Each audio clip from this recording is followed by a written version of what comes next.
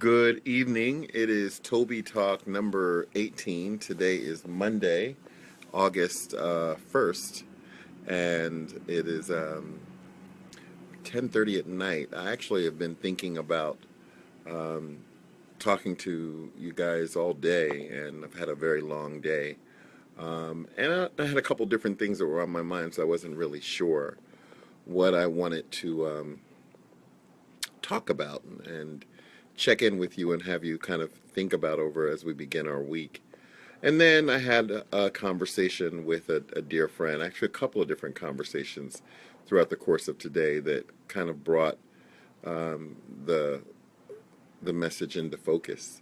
Um, Tonight I'd like to talk about moving beyond what's next. And I'm calling the topic that because it really is, how do we know to sit and wait on the path to clear? A lot of times I talk to people and I coach people, and we are very, very involved in I am with my clients in what's next, the question of what's next, what job they want next, what promotion they want next, how much of an increase in responsibility they want next, or in their personal relationships what they want next, all of those kinds of things. What is the creative project that they want to build next? The issue of next, what's next, is often a primary focus, a primary consumption of time and energy for leaders, and I have to say myself included. And this isn't really a message about staying in the present and enjoying the moment. It is about what we have to do in order to move beyond what's next.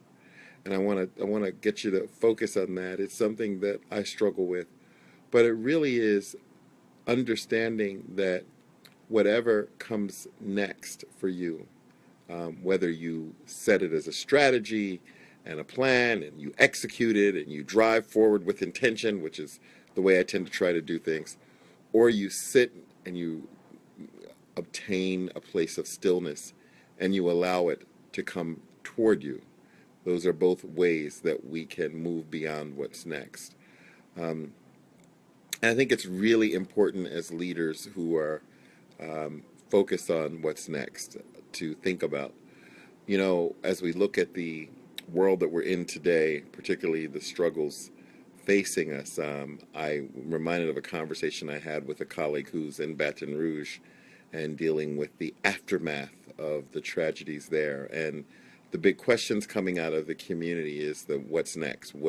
Not only what's next in terms of what will happen that will be a tragedy next, but what do we do now? And I want to encourage you this week, as you're going through your week, as you're thinking about your jobs and your relationships, to not so much focus on the what's next, but to focus on what moves you forward. Is it to sit and wait for the path to clear around whatever it is that you feel you need to answer?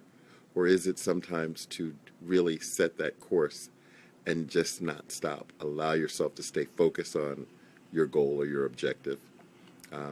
That's really my message for tonight, is moving beyond what's next.